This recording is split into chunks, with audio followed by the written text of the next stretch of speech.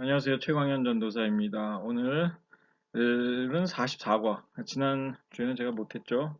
히스기야의 종교개혁, 이라는 주제가 되겠습니다. 본문은 열왕기 하 18장 1절부터 8절까지의 말씀입니다. 정체하면 부패한다.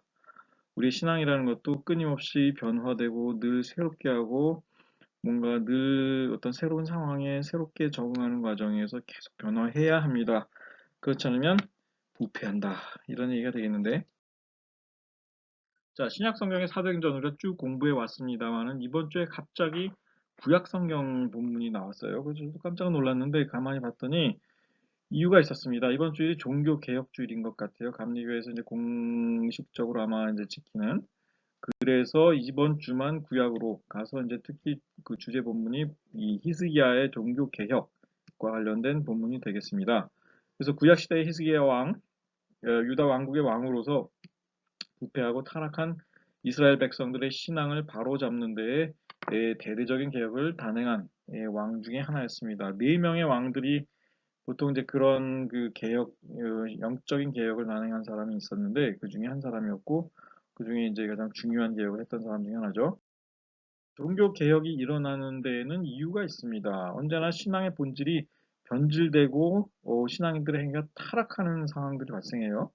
그러니까 그냥 내버려 두면 이렇다 이겁니다. 그러니까 우리는 사실 우리 신앙이 변질되거나 우리 행위가 타락하지 않도록 늘 새로운 어떤 신앙의 새로운 요소들이 필요하다 하는 것입니다. 요즘에 우리가 이제 열심히 그 새벽 예배 하는데 정말 그 놀라운 것은 두 주차에서도 많은 분들이 참여하는 거 보면서 굉장히 저도 놀랐고 또 그 분위기가 이제 점점 오히려 좋아지더라고요, 이번에는. 그래서 그런 거 보면 많이 놀랐는데, 하여간 그런 어떤 형태로든 우리가 우리의 신앙이 나태해지지 않도록 이제 끊임없이 우리 스스로를 채찍질하는 그런 모습들이 필요하다 이겁니다.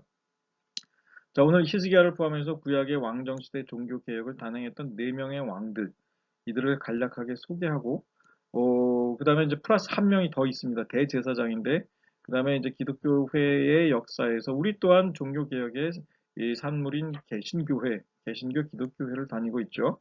자, 그런 것들을 같이 연관지어서 한번 생각해 보겠습니다. 히스기야만 다루지 않고 구약시대, 왕정시대의 종교개혁을 단행했던 5명의 인물들을 한번 쭉 다시 살펴보겠다 이겁니다. 자, 첫 번째, 유다 왕국에서 있었던 5번의 종교 개혁이 있었습니다. 총 유다 왕국이 대략 한 1000년부터 우리가 잡는다면 다윗 시대부터 587년까지 이제 존속했는데 400년이 조금 넘죠. 한 400여 년 동안에 5번 정도, 그러니까 100년에 한 번 정도 꼴? 뭐 이렇게 생각해 보면 될 것 같은데 한 80년에 한 번 이렇게 생각하면 되겠죠.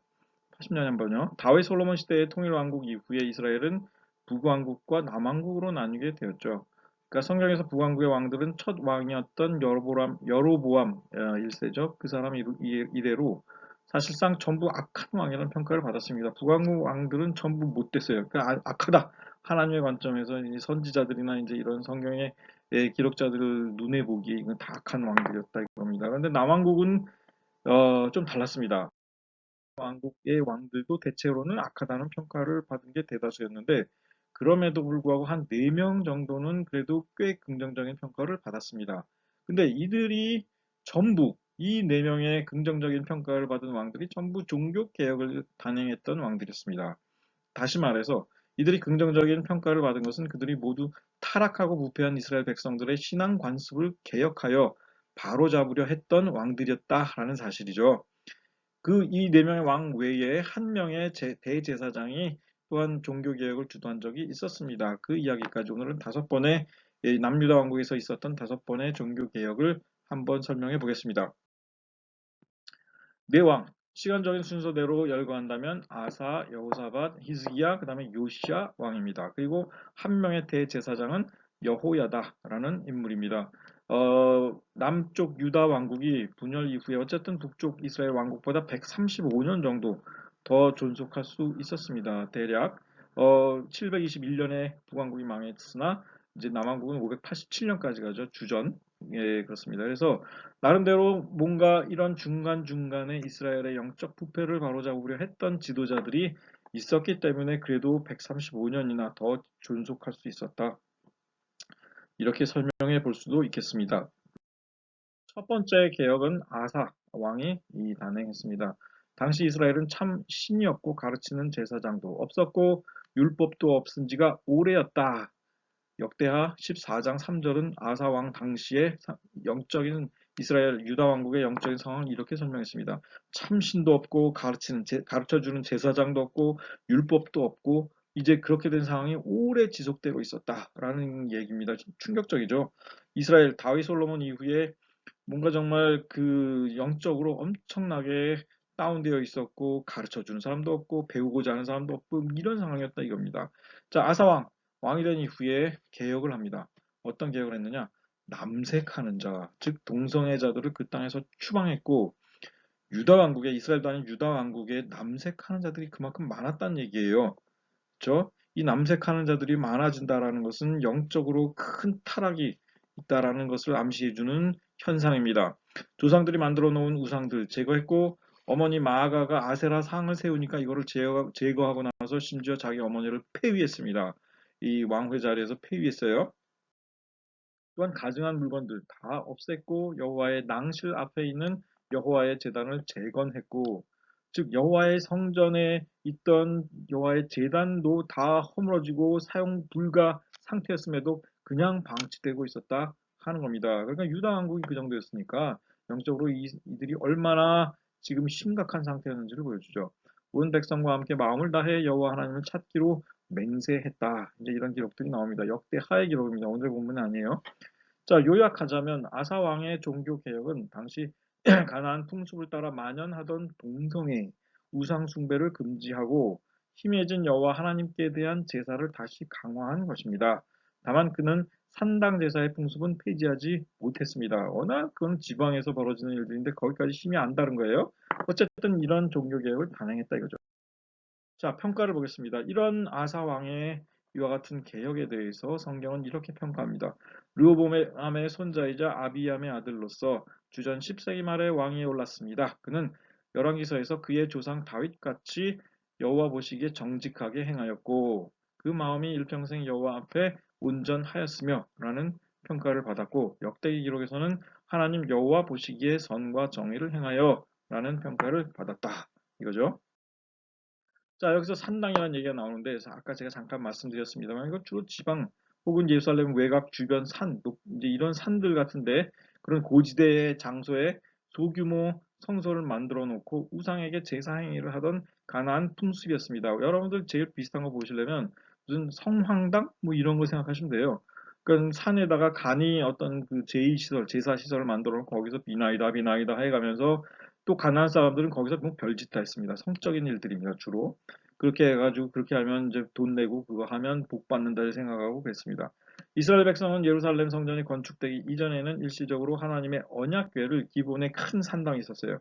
그 산당에 두고 그곳에서 하나님께 제사를 드리기도 했었습니다. 그래서 솔로몬이 기본 산당에 가서 하루 묵고 잘 적에 그때 이제 꿈을 이제 꾸게 되잖아요. 성전 건축 이전 얘기입니다. 자, 그런데 예루살렘 성전이 건축되고 나서 언약궤도 그곳에 안치되면서부터는 산당 제사를 금했죠. 그럼에도 불구하고 지방의 여러 곳에서는 여전히 산당 제사가 사라지지 않고 성행하고 있었습니다. 자, 두 번째 왕은 여호사밧입니다. 이 여호사밧은 또 독특한 여호사밧 나름의 아주 독특한 그인데 여호사밧은 아사 왕의 아들이었어요. 그러니까 아버지의 대를 이어서 정말 좋은 그런 어떤 영적인 그 개혁을 단행한 사람입니다. 주전 9세기 전반에 왕위에 올랐는데 그는 앞서 종교 개혁을 단행한 자기 아버지 선왕 아사의 길을 따랐습니다. 이제 이 기억이 성경에 나와요. 특히 그가 행한 가장 중요한 개혁은 지방 성읍들에까지 사람을 파견해서 그 성경을 가르쳤어요. 그러니까 여호와의 율법을 가르치게 했다 이겁니다. 개혁 내용. 산당을 일단 폐지했습니다. 근데 그 열왕기서에서는 산당을 폐지하지 못했다 이렇게 나와요. 그러니까 역대하에서 폐지했다라고 열왕기상에서는 폐지하지 못했다 이렇게 나오는데 종합하면 무슨 그림이 나오느냐? 일부는 폐지했으나 완전히는 사라지지 못했다. 이런 결론을 우리가 내릴 수 있겠죠. 자, 그다음에 아세라 목상 같은 우상들 다 제거하고 그다음에 방백들과 레위인들과 제사장들을 각 지방 성읍들로 파견해서 여호와의 율법책을 가지고 백성들에게 직접 가서 율법을 가르치도록 했다. 굉장히 독특하고 중요한 개혁을 한 겁니다. 백성들이 그 다음에 각 지방의 레위인들이 이제 율법 잘 모른다 이거예요. 심지어 레위인들도 성경을 모른다 이겁니다. 그러니까 이들에게 좋은 성경 교사들을 훈련시켜가지고 각 지방에 파견한 겁니다. 그래서 거기서 율법을 가르치게 하고 성경을 가르치게 했다 이거예요. 그러니까 굉장히 중요한 개혁을 한 겁니다. 사실 우리가 교회 생활을 하는 동안에 여러분들 성경 얼마나 공부할 기회가 있습니까? 여러분들 성경 얼마나 아세요? 이번 주에 사실 우리가 성경 공부 이제 그 성경 퀴즈 대회 하는데 사실 성경을 공부할 수 있는 굉장히 좋은 찬스입니다. 좋은 기회예요. 근데 의외로 성경을 교회 안에서도 배울 기회가 사실 많지 않아요. 여러분들 성경을 배울 수 있는 기회가 있을 때 정말 배우셔야 합니다. 많은 분들이 오랜 동안 수십 년 이 교회 생활을 하면서도 정말 성경 지식을 이제 넓히지 못하고 그냥 주일학교 때 배운 정도 수준의 뭐 그것도 나쁜 건 아닌데 그러니까 중요한 이제 교리적으로 중요한 것들을 이제 알고 있는 것 그것도 나쁜 건 결코 아니에요. 그러니까 그거 뭐 부족한 뭐 그걸로 충분히 구원 받을 수 있습니다. 그러나 좀 더 그래도 뭔가 이제 성경을 가르칠 수 있는 수준까지 그래도 이제 이 직분이 올라가고 그다음에 어느 정도 나이가 이제 드시고 이제 이런 경우 그다음에 그런 성경을 많이 알아야 영적으로 이제 흔들림 없는 그런 믿음을 갖게 됩니다. 그러니까 그 물가에 심은 나무가 흔들리지 않는다. 이제 이런 표현도 있잖아요, 성경에. 그것처럼 뿌리가 깊게 내리기 때문에 그렇습니다. 물가에 심어지면 뿌리가 깊어져요. 그러면 마치 그것은 그리스도인에게 성경을 많이 공부하고 배운다라는 것은 깊은 영적인 뿌리를 내린다라는 것입니다. 그러니까 시련이 올 때, 여기서 말할 시련은 물리적인 시련이 아니라 영적인 시련, 그 다음에 어떤 뭔가 흔들린 마음의 의혹 이런 것들이 올 때 자신이 성경을 많이 읽으면 그 영적인 부분에서 흔들리지 않는다라는 얘기예요. 그러니까 여러분들이 뜨거운 신앙도 중요하지만 한편으로는 굉장히 냉철하고 어떤 지적으로 성경을 많이 아는 것도 굉장히 중요하다 이겁니다. 그러니까 그런 의욕이 생길 때 흔들리지 않는 믿음을 가질 수 있기 때문에 그렇습니다. 자, 여호사밧 하나님 여호와 앞에서 정직하게 행했다라는 평가를 받았습니다. 조상 다윗의 처음 길로 행하여 바알들에게 구하지 아니하고 오직 그의 아버지의 하나님께 구하며 그의 계명을 행하고 이스라엘의 행위를 따르지 아니하였고 전심으로 여호와의 길을 걸었다라는 평가를 받았습니다. 자기 아버지 아사의 뒤를 이어서 굉장히 중요한 이제 개혁을 단행한 거죠. 사실상은 아버지가 행한 그 개혁을 어느 정도 완성하는 그런 모습을 보였다 이겁니다. 그런데 이 사람, 이 여호사밧, 안타깝게도 왕으로서 물론 그게 이제 어떤 그 중요한 부분이기도 했지만 북이스라엘의 악한 왕이었던 아합의 집안과 사돈 관계를 맺어요. 그러니까 결정적인 실수를 합니다. 말년에 유다 왕국의 영적인 타락을 그러니까 유다 왕국이 영적인 타락을 하는 길을 열어줬어요. 그 일로 인하여 그러니까 북왕국의 악한 왕 아합과 영적으로 악한했던 아합 집안과 사돈 관계를 맺습니다. 이게 큰 결정적인 실수였죠. 그에게는. 세 번째 개혁입니다. 대제사장 여호야다가 단행한 개혁이죠. 앞서 유다의 여호사밧 왕이 아합 집안과 사돈 관계를 맺었다는 사실을 제가 언급했는데 아합은 그 아버지 오므리 왕이 아합을 누구랑 결혼시켰냐면 레바논 이 시돈의 왕가 거기는 순전히 바알 신앙을 아주 그 숭배하던 그런 집안이었습니다. 시돈 왕가 출신의 이세벨이라는 이제 공주를 데려다가 결혼시켰습니다. 그러니까 이 사이에서 이제 아합 왕과 이세벨 사이에서 그러니까 이 북왕국이 영적으로 아주 타락할 수밖에 없었던 상황이었던 거죠. 이세벨이 들어와가지고 거기에 바알 성전도 짓고 바알 신앙을 엄청 퍼뜨렸습니다. 이 북이스라엘 왕국에. 근데 이 아합과 이세벨 사이에서 태어난 공주가 하나 있었어요. 아달랴라는 여인이었습니다. 이 공주가 이제 그 남왕국의 남유다 왕국의 여호사밧의 아들이었던 여호람과 결혼을 합니다.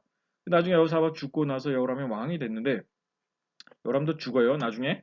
자, 그런데 이 아달랴, 자신의 남편, 그 다음에 그 뒤를 이어서 왕이 된 아들 아하시아마저 죽게 되니까 위기의식을 느낀 거죠. 자기는 북왕국 출신으로 바알 숭배자인데, 남유다 왕국은 전부 그러니까 여호와 하나님 섬긴다 이거예요. 근데 그러니까 위기의식을 느낀 겁니다. 그러니까 자기 아들 아하시아마저 죽게 되니까 이 왕후였던 아달랴가 왕위를 이을 만한 자기 손주들을 전부 죽입니다.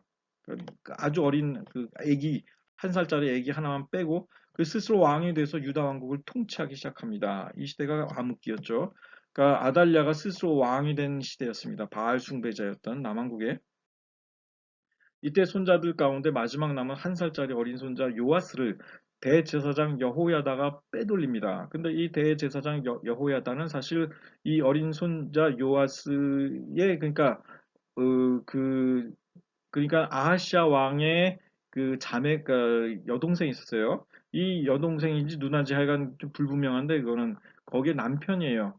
그러니까는 고모의 남편인 거죠. 고모부가 되겠죠. 그렇게 되니까 이 대제사장 여호야다가 이 여호야다가 요아스 자기 아내랑 이제 이 요아스 왕자 어린 왕자를 빼돌려 가지고 성전 안에 6년 동안 숨겨주었습니다. 이후에 아달랴가 통치했던 6년 동안 아달랴로 인해 유다 왕국은 다시 바알 신앙이 크게 번성했고, 자 이제 이런 상황이 되니까 결국 대제사장 여호야다를 중심으로 이제 사람들이 뭉쳐서 아달랴를 몰아냅니다. 몰아내요. 그 죽여요.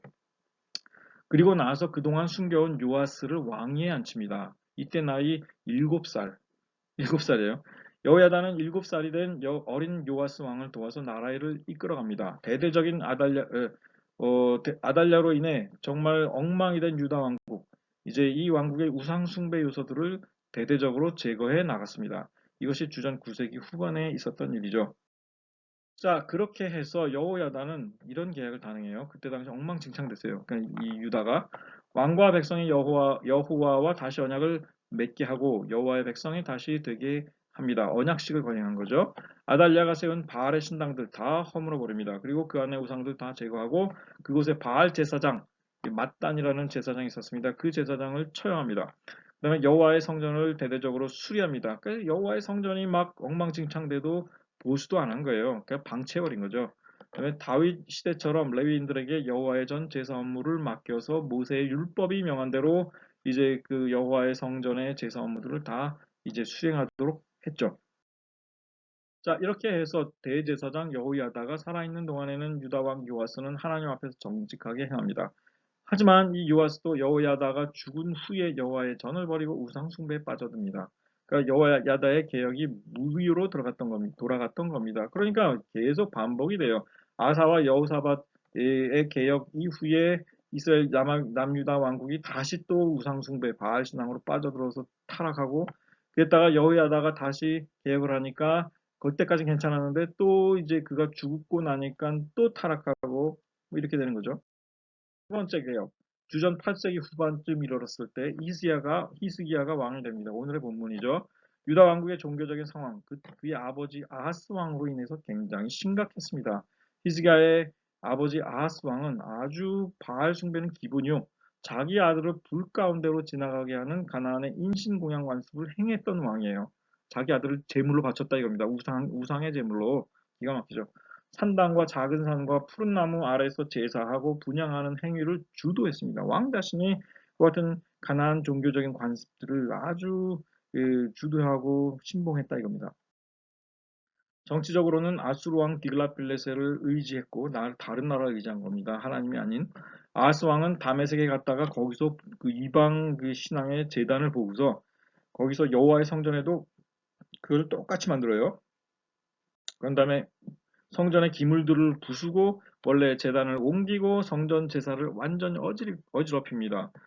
자, 이렇게 이런 상황이 됐어요. 그자 아하스 왕의 아들이었던 히스기야가 이제 다시 자기 아버지 돌아가시고 나서 이제 왕위에 올랐을 때 히스기야는 전혀 다른 모습을 보여줍니다. 그런 내내 여호와 하나님만을 의지했고 그의 선왕 아하스가 어지럽힌 성전 제사와 백성들의 신앙을 바로잡아 줍니다. 그의 개혁은 특히 역대하 29장에서 31장에 자세하게 서술되어 있습니다. 내용을 볼게요.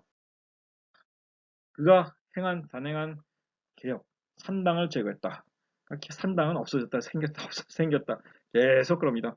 그러니까 여러 주상과 아세라 목상, 우상 다 제거하고, 그 다음에 모세가 만든 노뱀, 느후스단을 백성들이 우상으로 섬기자 이것도 제사합니다. 그러니까 제거해버립니다. 모세가 광야에서 만들어서 그러니까 높이 장대에 달았으니까 그거 쳐다본 사람 다 나았잖아요. 근데 그게 보존되어 있었는데 사람들이 그거를 우상처럼 섬겼어요. 우상처럼. 그러니까 이거를 제거해 버린 거고, 그다음에 여호와의 성전을 수리하고, 그다음에 제사장 및 레위인들을 동원해서 대대적으로 성전 정결 작업을 행했죠. 그리고 성전 제사와 예배를 바로잡았습니다. 유월절을 성대하게 준수했습니다. 절기 중요하죠. 성전 운영을 제사장과 레위인들에게 맡겨서 율법대로 준행했다. 이겁니다. 그건 대제사장 여호야다도 그때 그렇게 했었었죠. 근데 그 이후에 이제 엉망진창된 건데 이걸 다시 바로잡았다 이겁니다. 평가 히스기야 왕 그의 조상 다윗의 모든 행위와 같이 여호와께서 보시기에 정직하게 행했다. 이런 평가를 받습니다. 열왕기나 역대기나 동일하게 그렇게 평가합니다. 유다의 어떤 왕보다 이스라엘 하나님 여호와를 가장 의지하였고 여호와 하나님과 연합하여 모세 율법을 지켰다는 평가를 받았습니다. 그렇죠? 마지막으로 요시야 시대의 종교개혁을 볼 수 있습니다. 세상에 참 알 수 없는 게 참 희한해요. 그렇죠? 히스기야 같은 신앙심 깊은 왕에게서 유다 왕국 최악의 왕이자 왕국 멸망의 결정적인 원인이 된 므낫세 왕 같은 후계자가 나왔다는 사실이죠. 그러니까 너무너무 좋은 아버지 밑에서 정말 악한 아들이 나오는 그런 현상인데 참 이상해요. 그 다음에 악한 그 아버지 밑에서 아주 선한 그런 아들이 나온다거나 이런 일이 이제 그러니까 일어난다 이겁니다. 주전 7세기 므낫세 왕 히스기야의 아들이었어요. 므낫세 왕 히스기야의 아들 므낫세 왕은 자기 선왕 히스기야가 폐지한 산당 다시 세웁니다. 바알 숭배, 우상 숭배는 물론이요 하늘의 일월 성신, 해달별 이런 것까지 섬겼어요. 해신, 달신, 별신 이런 거 섬기고 여호와의 전에 이런 것들을 위한 제단까지 만들어 놓았습니다. 이것도 모자라서 자기 아들 불가운데로 지나가게 하는 인신공양의 관습 되살렸고 점치고 사술행하고 신접한 자와 박수를 신임하고 그들을 의지하고 점쳤습니다. 율법에서 아주 가증스럽게 생각한 거 다 했다 이겁니다. 사실은 사울 왕이 이제 버림받고 정말 비참한 죽음을 맞이하게 되는 맨 마지막의 순간에 했던 게 뭡니까? 신접한 여인 만나가지고 점쳤잖아요. 그리고 그 사무엘의 영혼을 수월해서 불러들이고 자, 그 중에 압권, 자기가 만든 아세라 목상을 여호와의 성전 안에 세웠습니다. 이랬다 이거예요. 그런데 그의 아들이자 후계자였던 아몬, 므낫세와 마찬가지 그런 악행을 범했는데 유다 왕국의 마지막 종교 개혁은 최악의 왕 이 므낫세의 손자였던 요시아가 수행합니다. 그는 어린 나이에 왕이 되었는데 제위 12년이 되었을 때 대대적으로 성전을 정화합니다. 우상을 척결하는 개혁을 단행했고 그런데 한편 성전을 정화하고 수리하는 과정에서 놀라운 사건이 하나 발생합니다. 뭐냐면 새로운 율법서 사본이 하나 발견됐어요. 성전이 방치돼 있던 이제 성전을 정화하고 청소하는 과정에서 이 율법 체계에는 그러니까 특이하게도 언약의 내용이 담겨 있습니다. 여러분 이게 뭘까요? 이 율법책 왜 몰랐을까요?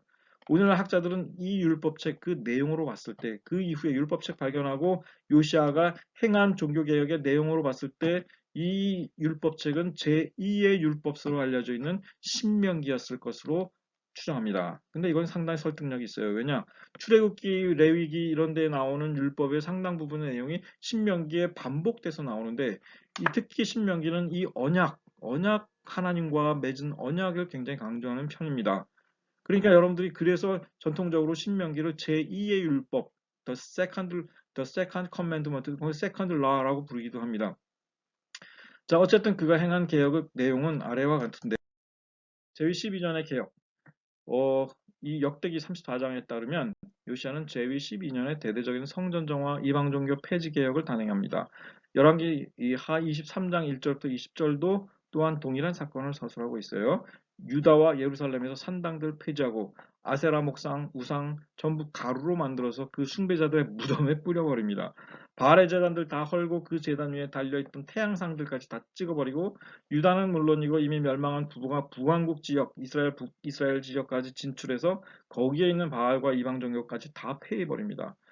그 제사장들의 뼈를 제단 위에서 불살라버리고 여호와의 성전 수리하고 성전 안에 만들어 놓았던 남창의 집을 헐어버렸다. 그리고 인신공양 폐지합니다.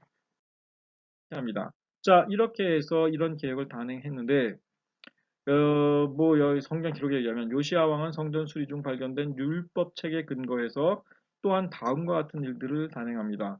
요거는 제위 18년에 율법책 발견된 이후에 그가 단행한 개혁이에요. 첫 번째, 백성들 앞에서 새로 발견한 율법책, 성경은 언약책이라고 부릅니다. 이걸 낭독하고 하나님의 말씀에 순종하겠다고 다짐하는 언약식을 거행했어요. 두 번째로는 성대하게 유월절을 준수합니다. 세 번째, 신접한 자랑 점쟁이를 제거했다. 이거죠. 성경은 요시아가 8세 왕에 올라 어렸음에도 불구하고 16세가 되던 8년에 제8년에 하나님을 찾았고 여호와 보시기에 정직하게 행해서 그의 조상 다윗의 모든 길로 행하고 좌우로 치우치지 아니하였더라 라고 평가합니다. 그리고 무엇보다도 그는 전무후무하게 마음을 다하며 뜻을 다하며 힘을 다하여 모세의 모든 율법을 따라 여호와께로 돌이킨 왕이었다라고 평가를 내렸습니다. 결론.